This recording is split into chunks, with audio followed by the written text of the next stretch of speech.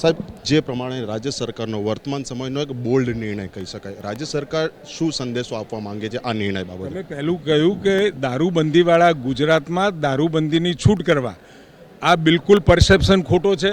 Perception ઊભો કરવાનો જે પ્રયત્ન થઈ રહ્યો છે, હકીકતમાં જે ગિફ્ટ સિટી પ્રધાનમંત્રી મોદી સાહેબે જે સ્વપ્ન જોયું હતું કે અહીંયા ટેકનોલોજી અને નાણાકીય સંસ્થાઓ ખૂબ આવે, દુનિયામાંથી આવે, વિદેશને દેશમાંથી આવે, એના માટેનો જે પ્રયત્ન હતો, પરંતુ ત્યાંનું જે વાતાવરણ આપણે ઊભું કરવામાં ક્યાંક ને ક્યાંક પાછા પડ્યા, એટલે એને પ્રગતિ જે થવી જોઈએ એ ધીમી થઈ.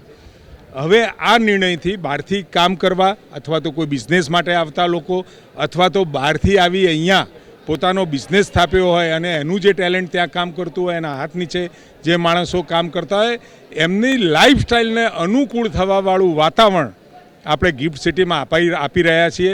એટલે બહારથી આવતા કર્મચારીઓ, એમના અહીંના કર્મચારીઓ અને સાથે જે બિઝનેસીસ માટે, કારણ કે 10 જેટલી બેન્કો છે, વિદેશની બેન્કો છે, અને સાથે 40થી 50 વિદેશની કંપનીઓ પણ અહીંયા કામ કરે છે.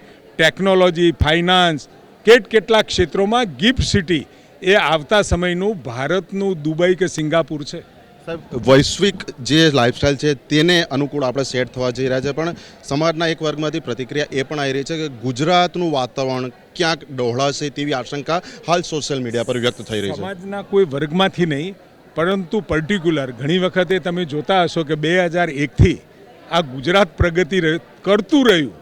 જ્યારે પણ સારા અને સાચા નિર્ણયો લેવાયા એટલે હાડકાં નાખવાનું કામ તો થયું જ છે, પરંતુ છતાં પણ ગુજરાતની પ્રજાજન પણ સમજ્યું છે જે પણ કોઈ નિર્ણય લેવાય એમની સારા માટે છે અથવા તો એની પ્રગતિ માટે છે, એ હવે સમજી ચૂકીશ.